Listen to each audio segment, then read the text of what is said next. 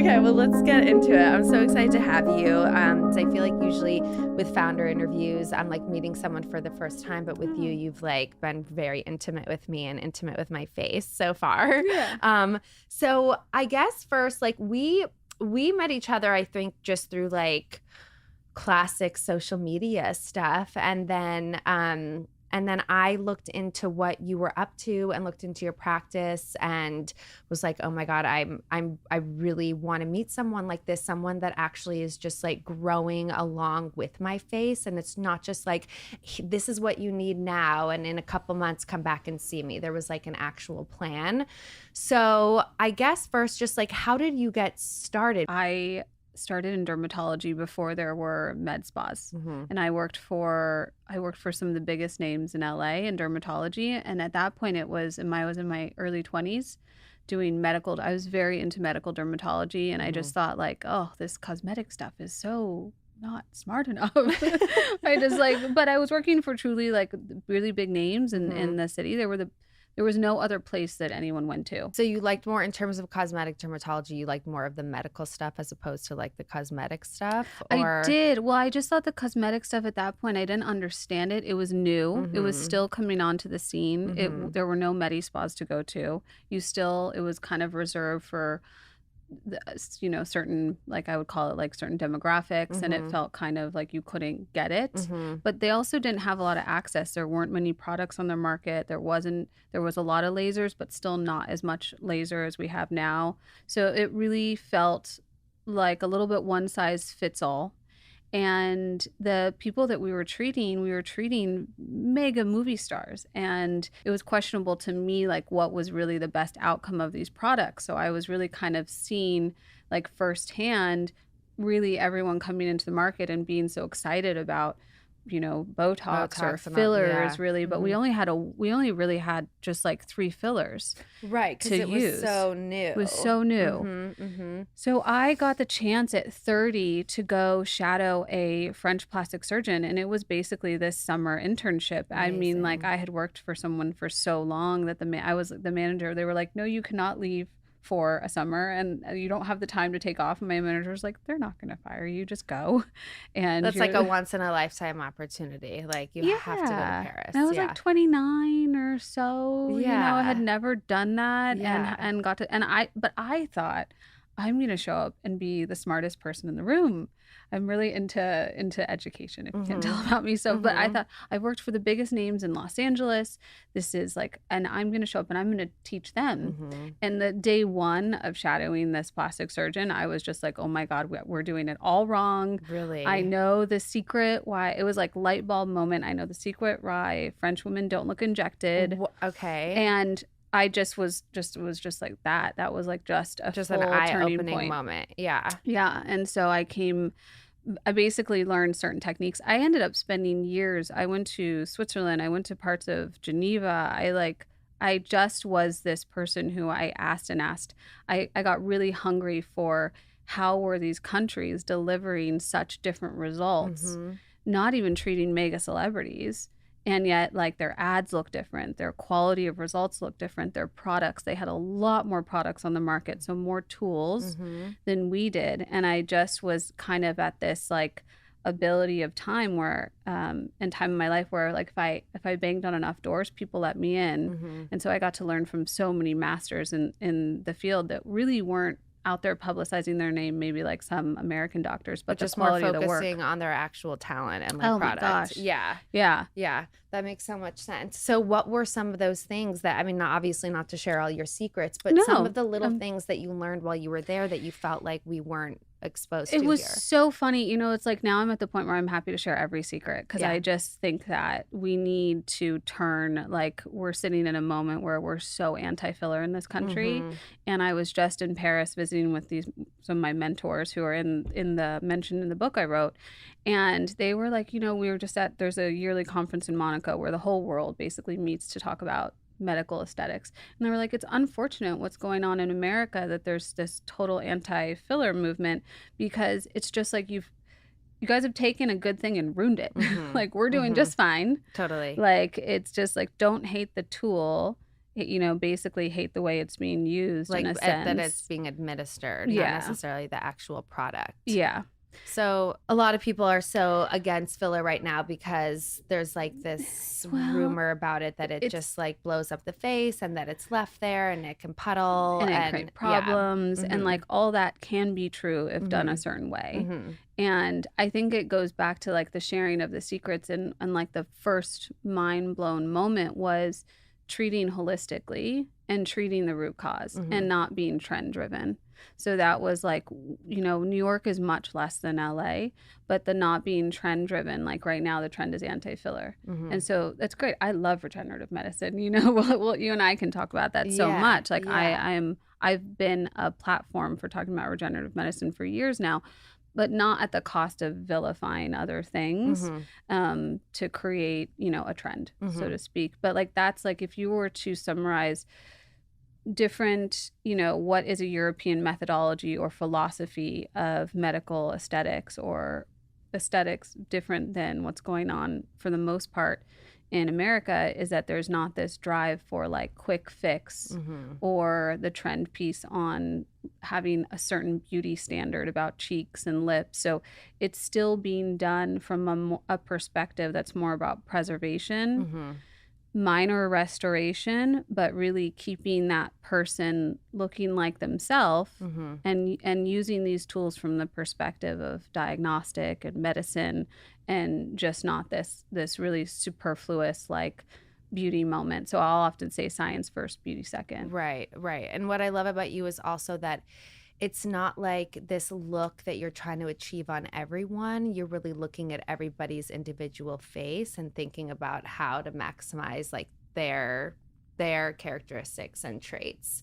And I feel like that leads us into like your healthy aging plan, which is something that I've never I live in Los Angeles, been to a lot of doctors and dermatologists, and no one has ever laid it out for me like and invested in making a plan. Like I was saying before, it's always been about, all right, let's look at you, let's see what we can do, and then each time it's just like time to time they keep on suggesting more. And I'm not saying I'm just generalizing, this has been my experience, like suggesting more or doing different things, and you're like, well, what's the end goal, or like what's the plan here, Yeah. and what did you do last time versus like what is happening this time?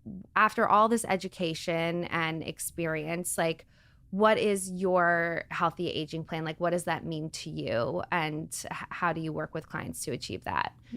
Yeah, so the healthy aging plan started a few years ago. I had Mhm. had the LA clinic for 10 and the New York for 5. Mhm. And I had started the clinics with this European methodology, and with the other thing was the untouched look. Mhm. And what was interesting is like many other people started to say, I do natural. That started to become the trend the last 5 years, right? I Mhm. do natural, I do untouched. We heard that more and more. Mhm.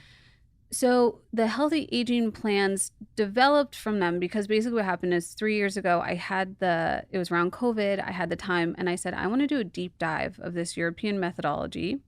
And I want to look at so many of the cases over the last 10 years and see if what I'm saying is true. Mhm. We need to come up with a system that allows people to get this untouched look, Mhm. not just at year 1, but also at year 10. And how do we do that? Mhm. And that's where the healthy aging plans were born. Because a provider should sit in the seat of expert as much as they can, right? Mhm. So the healthy aging plans are supposed to be expert driven, and they're based on your 5 parts of aging. They're based on bone, muscle, skin, fat, and fascia. Those are the 5 ways we age. Mhm. Forward thinking is going to be, okay, I have this patient. Yes, we could focus on bone, muscle, skin. That's a lot of treatments. What we Mhm. should do to help people also psychology wise Mhm. is we Mhm. should isolate what are their unique areas of Mhm. aging that we can help them slow down. Mhm.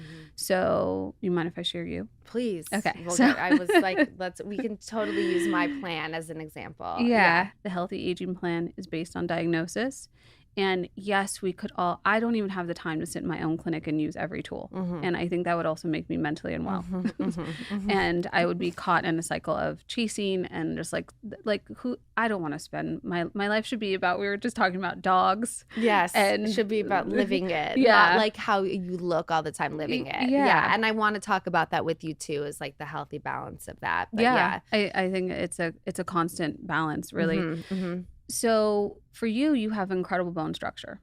So you have really great bone structure. Now, something we know about aging is that science is a really a mean, not really fair to women. Yeah. Science. So we don't hang on to as much bone as men do.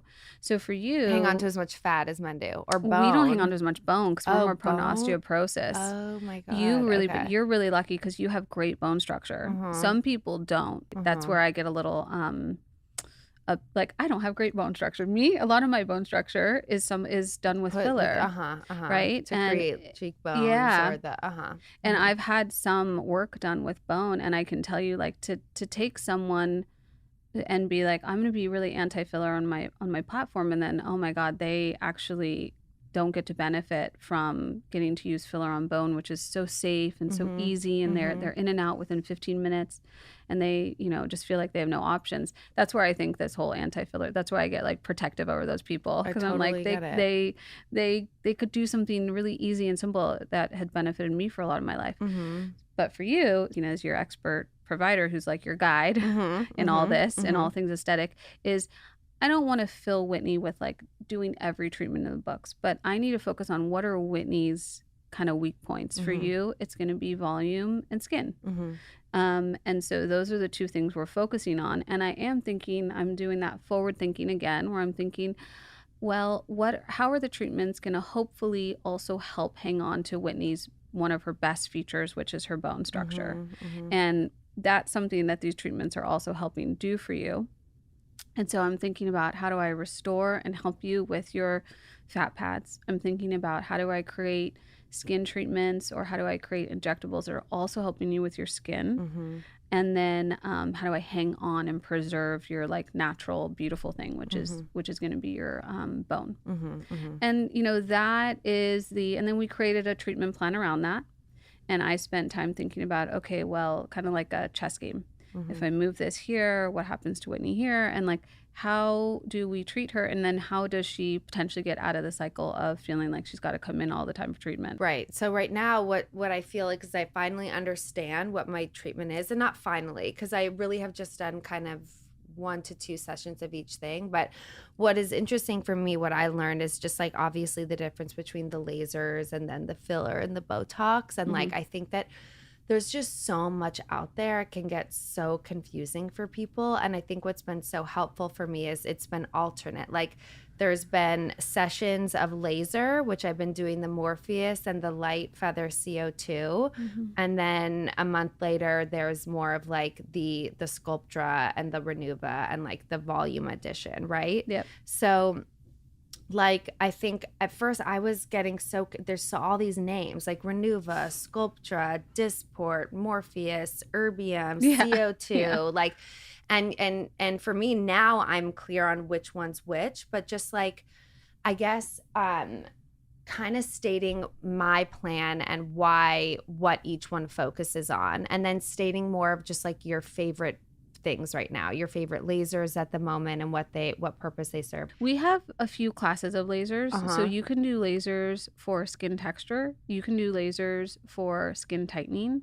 You can do lasers for pigmentation. And so that in general, if someone recommends for you to mix lasers, mixing lasers is obviously my favorite. Yeah.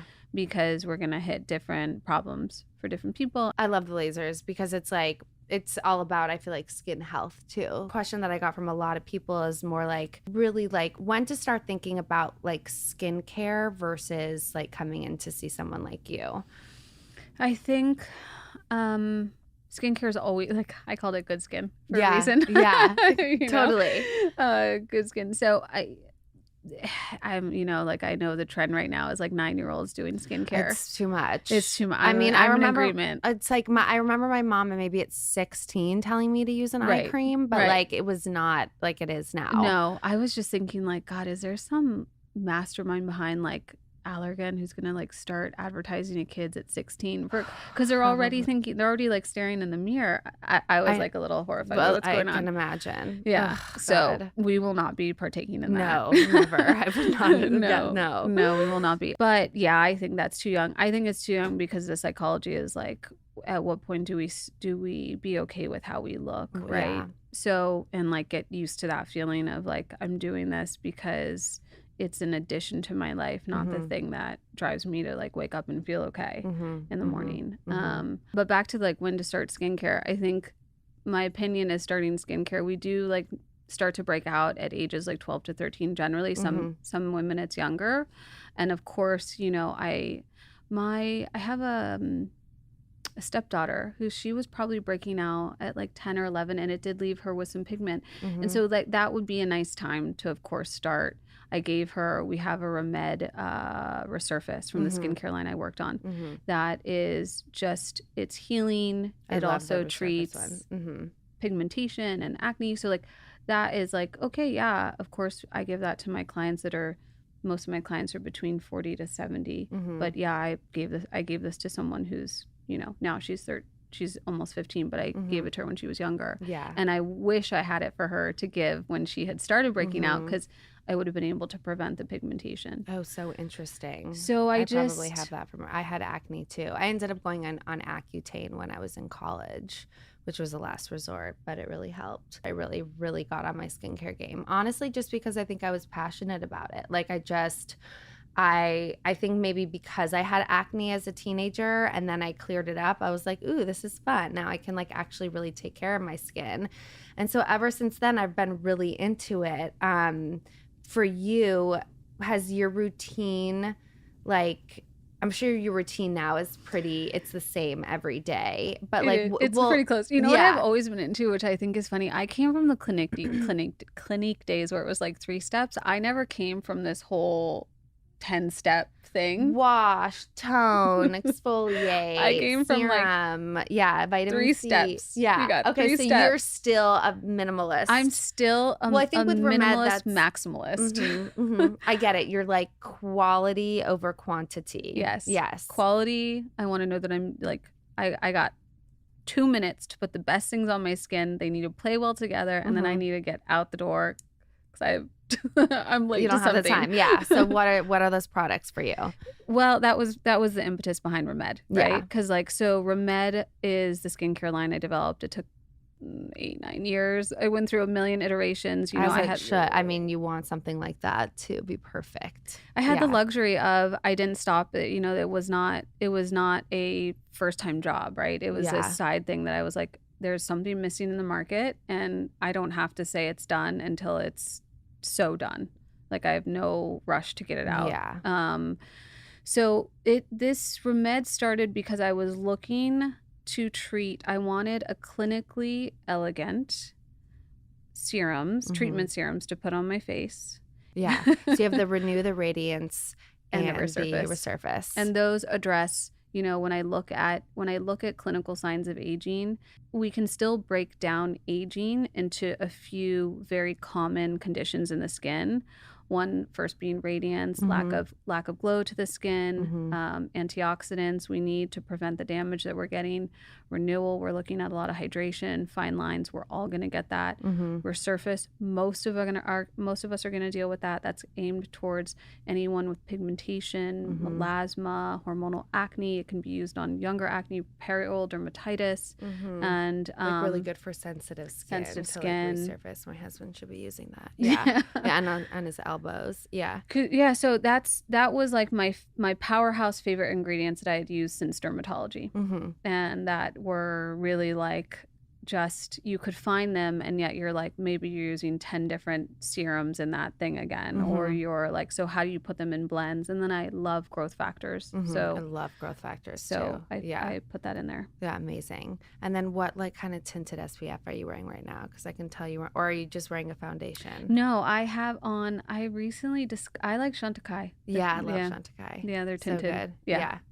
All right, I have some questions. I asked my followers for questions for you. This is a good question. Best product for under eye lines and super sensitive skin, which is good for me because that was one of my major problem areas was my under eyes and the crepey skin. Yeah. You know, it's funny because it's like it's like best product for under eye lines is not going to be the same best product for like under eye darkness.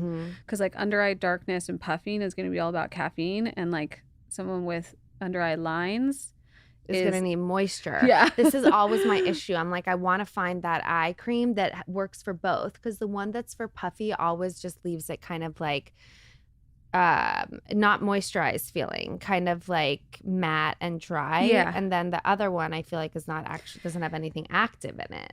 Yeah. Well, Renewal, my team would kill me because they're like, you haven't tested ophthalmology wise. And I'm like, okay, but I've also been testing on myself and tons of clinic clients for years now in the clinic. Okay. But Renewal was designed. So we can use that as an eye cream as well. Yeah. Ugh, I mean, I'm all about I'm all about like dual purpose. Yes. I'm all about like, and it also was designed to be used post laser. I was like, I'm tired of telling people to buy laser stuff that they use it one time and it's going to sit on their counter again. Yeah. So this is like, you really like in the morning, I use the Remed Renewal and I put it top of my lids, under my lids, on my neck, on my hands, and then lips. I bet it's you good could use for on too. lips, yeah. And then anything post laser. People are like, why haven't you made an eye cream yet? I will one day when I feel like I find something special enough. For now, Renewal is because great. So this is a good question because people, they don't want to do fillers under their eyes. Yeah.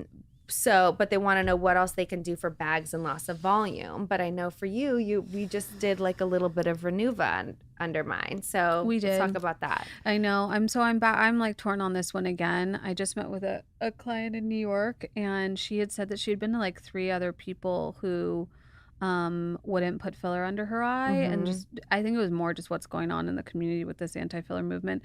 And you had to dissolve some of mine. Like I got some 10 years ago. You had to dissolve before putting this back in. I'll tell you what does not work over time. Micro injections. Whether it's filler, whether it's Botox, like it doesn't work because you bypass the entire basically diagnostic, meaning like you meet with someone, you give them these baby Botox or baby fillers, and it's not actually maybe being put at the right depth or the right product, or you're not thinking about where the person's going to wind up long term. So I've been kind of calling it like for a while, like under eye filler on top of under eye filler on top of under eye filler is going to be a problem. And then which product you're using could be a problem. Now, for example, though, I do still really think that there are some people that are good candidates for under eye filler, and it's very cost effective. I have one little like very sweet older woman. She's like in her 80s, and she comes once a year for her under eye filler, and that like she likes to feel more rested. She hasn't had issues with it. It's very cost effective for her, and we're not overusing it. Right now, it cannot do everything. So I have been saying for a while, like, if we are able to use regenerative medicine, that's going to be Renuva, that's going to be PRF, then those are things that are not going to, they're basically going to make your own tissue to some degree, whether it's which fat, are things that you inject, by the way. Oh, yes, for anyone. These are injectables. These are injectables that are, I would say, not as cost effective and take many more treatments. And they are really good, and we should definitely be using them, because they're really helpful and they're not going to give you any filler risk. But they have their own risk in terms of like effectiveness and cost. And so for you, we went down the road where it was worth it because your skin thickness, you had issues with filler. But I'm willing to wait. Wait. We were able to use this product, this Renuva product, and it really fits you. Now, we might come to a road in a year and say, hey, we've gotten really good results, and now we just want to do that last 20% with a tiny bit of filler. Yeah. Like that's when can be really, really great for someone. But I think like for me, and even for easing my peace of mind, like knowing that even though I'm coming in right now, like once a month for treatments, that like next year it's going to look like much less. Once every 3 months. So I go back and forth with like, how much do I want to do? And then I'm also sharing it on my social too. And I want people to know that this is not something that needs to be done, or that, you know what I mean? I'm sure I you deal with do. this all the time. It's like you're helping people and it's something that so many people want to do and are interested in, but you want to find the healthy balance of like doing it without it taking over, Your like, life. yeah, your life, and Yeah. also needing it for that confidence, you know, or like this, especially in this city, like this keeping up with the Joneses stuff where you're like, oh my God, everyone's doing it, so you feel like you have to, you're the one that looks like 20 years older, you know. You But don't, and yet there is truth. There's just truth yeah, in what it's you all of said. it, it's all of it. And like, I think that's why it's just so important to meet someone like you who's focused on the healthy, like, process of it all. You know, Yeah. that's like, we care about how we look, and that's totally fine. It's okay to care about how we look. It's just, it's about creating the healthy balance of it, you know, and how much time we're spending on it versus how much we care. It is. Yeah. Beauty is in everything. Beauty is in music. Beauty has been around forever. Like beauty is in flowers. Like, why shouldn't we celebrate beauty? It's so true. Like, why shouldn't we celebrate our beauty? Mm-hmm. Why shouldn't we, in a sense, worship beauty? Mm-hmm. Now, here's the difference. Here's where if we try to chase, hold, control, manipulate, obsess, you know, and yes, we are talking about a fine line. We are talking about, and some of us, me, myself at times, tip over into the too much. Mm-hmm, And sure. sometimes in Me life, we learn just by our own experience of like, oh, I got a little obsessed there. Mm-hmm. Okay, now but it's like our other way is to not appreciate beauty at all, Mm-hmm. or to say like, I'm not going to care about how I dress or how I look. Like my uncle passed away, and when he passed away, the first thing I thought was like, God, I need to spend every day wearing something I like. Yeah. Because like yeah. I only get so many days on this earth, and like that makes me like, that's just something I like. It doesn't have to be fashionable. It's just something I like. Mm-hmm. I like.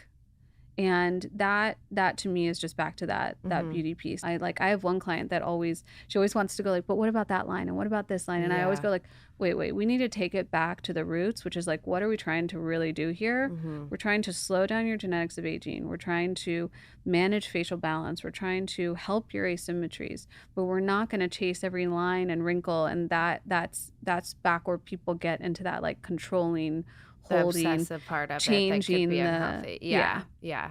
That I'm sure you deal with all the time. We do. But then again, I'm sure also the clientele that comes to you, they want that healthy, the natural look from you.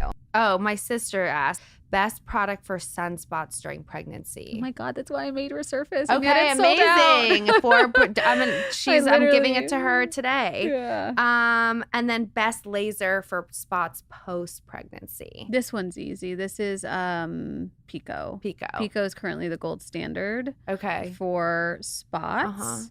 But that's for brown spots. And then if we have red spots, we have like you need like a 532 laser, which is going to have different brand names. Okay.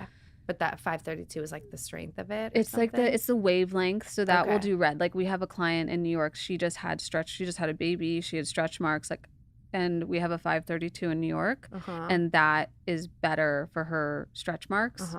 And it was amazing. She had like really bright red stretch marks. Within one treatment, they were like half as much. Amazing. And she was very, very happy. She was just like, I feel.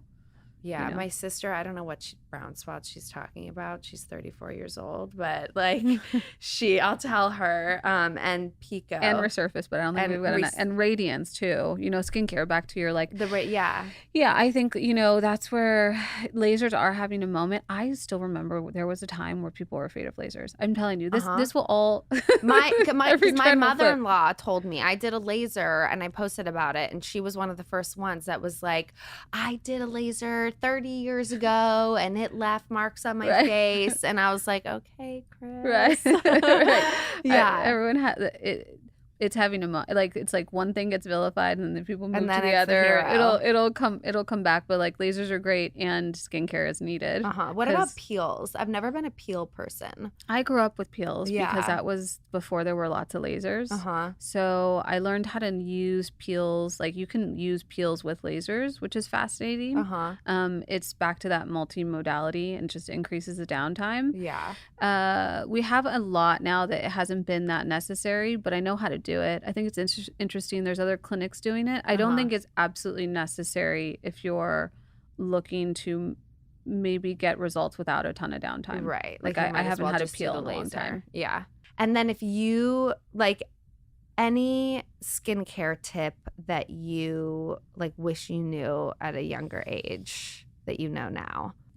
I mean, it's what's going on right now with like, I wouldn't, when I started derm, I can't even tell you. So everyone cares about their barrier now. Mm-hmm. No one cared about their barrier before. Mm-hmm. That was definitely not a term I was hearing before. Protecting the skin, the barrier. Yeah.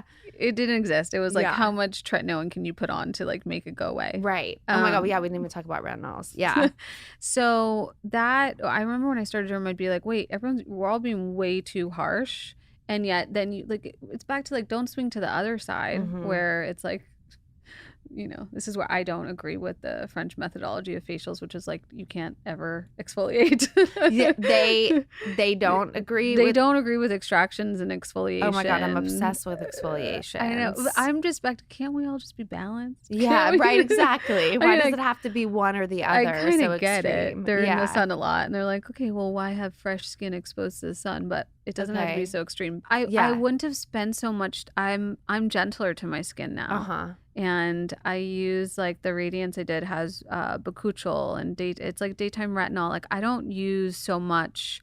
I'm like not obsessed. Medical grade stuff. I use all the medical grade and Remed, but I'm not obsessed on like, oh my gosh, I have to use tretinoin every night and like have no skin barrier and my skin is now rough and peeling and bumpy. It's like, you know what? I'm doing an occasional laser resurfacing. I'm using good skincare. I'm a little bit more about the balance. I go for an exfoliating facial. I go for healing facials, but I'm not doing it all the time. And so I'm just... When we were younger, our name of the game was use as much tretinoin as possible, and then you'd be like bumpy and peeling, and I don't do that anymore. Yeah, that's so interesting because I've never used a retinol, and I'm like so scared of it. But I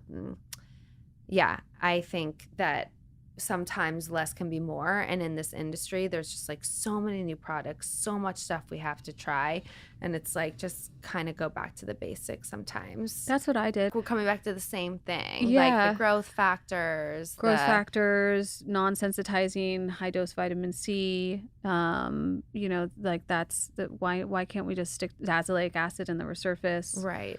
Why can't we stick to what we know works? Right. You talked about facials, and because I'm a big facial girl. How often do you get them? And you said there was like a healing one versus like a cleansing one. Yeah. So interested have you had to know one with us yet? Have you come to the haven't, clinic for one? I haven't been to you guys for a facial yet. Dying to. I know. Especially after a CO2, you need to come for a med healing facial. Okay. Oh yeah. Oh my God, need to. Yeah, we use like growth factors and. Because I love a dermaplaning situation and I love a hydrofacial because I feel like, I mean, I don't like the feeling of the hydrofacial so much. It's not the most relaxing, but I just feel like it's really cleansing my skin. I deal with pores, so I have to do I do a deep cleansing facial every few months, just not too often, because I'll get like a little more broken out, a little more, or like a little irritated, sensitive. So I do that every 2 months, 3 months. And then there is a healing facial that is about hydration and healing that we offer at the clinic. And that is really popular because obviously we do so many treatments. I want and that's going to be great for you. And that can also be the healing facial is Remed healing facial, but it's really also great for hydration or events. Amazing. Because it's going to be all about plumping and hydrating and glowing and like adding back growth factors, adding back moisture, adding back nutrients to the skin. Okay. So I need to do that and cover it. Yeah. That will be really good. And Brentwood needs it too. Like just in that location as well. Like Brentwood needs a good facial spa. Good. I mean, yeah, we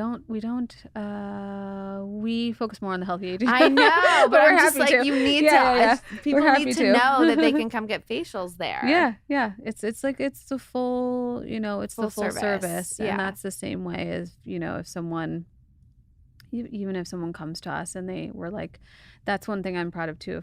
If we have a client that we're like absolutely needs surgery, we'll tell them. Or if they need something that we don't have, like we'll tell them. You're going to be honest with them. Yeah. So, but other than that, we offer a lot of things. Yeah. And even what was so cool that I had never experienced before was like, which may be so basic to you, but that blue light thing on my face where you could see the veins so that you didn't inject and make bruises. Yeah. Like no one had ever use that on me before. And I was like, why aren't people caring about this What's more the saying? often? Design is in the details. Yes. I just was care like, about why? details Yeah. in I'm like, why everything. does no one not, why does this person not care if I bruise? I care about details in everything. I care about details in Yeah. the result. I care about details in how the clinics are, like the aesthetics I of the can tell. You can clinics. tell everything. Like, and that's what I think is so important. Like the attention to detail in the clinic, and then everything, and the staff, and just like how taken care of I have felt, and how much I feel like I really know what's going on before coming in there. Oh.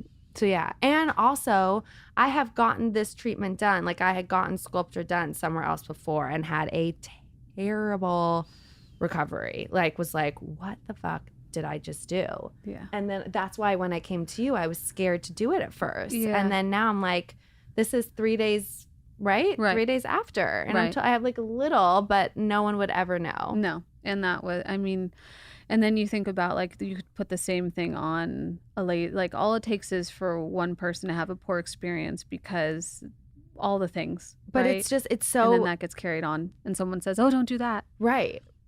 It's just like it's so important who you go to for this type of thing. Because like the product's there, but it's just about it's about your touch. Like, and no one can take that from you. No. And I know you're trying to teach, which is amazing. I do a lot of teaching now. Yes. Teaching, and I'd like, that's kind of the next phase for me has been about how do you get this level of care to more people? Yeah. I'm like, we have to share it all You because have to. that's the only way we can get more people practicing at this level. And it makes me upset to see the medical aesthetics. Like I always say, my mission is to bring the medical back to the aesthetics field that has really just kind of gotten lost in America. And to do that, we have to train more and more great providers, so that more and more people like you have a great experience, and then say, oh no, it actually doesn't need to be like this other thing. 100%. And so. Okay, well, I'm with you. We're doing it. We're educated. We We're are right here. Thanks for getting me on. Thanks for having me on to do that. My pleasure. You know? I'm gonna see you. I'm like, we're It seeing only each works other if people once a know. month. No, I know it's true. It only works if you. people know. And I think that this is, the beauty industry. A lot of people can shy away from it. One, for financial reasons. One, people like don't have access to it. And another, there's just like so many like people just don't know. There's so much like rumors about what people should be doing. Yeah. And people don't want to talk about it either. I know. Like no one wants to talk about the work that they had done. It just started taking a turn, and I'm that people are finally comfortable, that women, like certain women are like you being one of them, are ready to say like, no, it's not just because I drink green juice, and there's like a value to me sharing that with other women, even if it means that I'm not gonna, even if it means I'm like pulling off the covers, I'm like not that just, I'm not naturally this beautiful, but like it's true. Like it's you have to be realistic about it. Yay. Thanks, guys. Thank you so much for coming. Thank you. Are you kidding? Thanks for believing what I'm doing. I so do. For anyone looking to like have a consultation or check you out on social, where should they find you? They're going to find us at GoodSkin Clinics, and I'd say the website is the best, GoodSkinClinics.com, and you're able to book an intro call, and I have a team of people. And then the handle is? At GoodSkin Clinics. Perfect. Yeah. Yeah.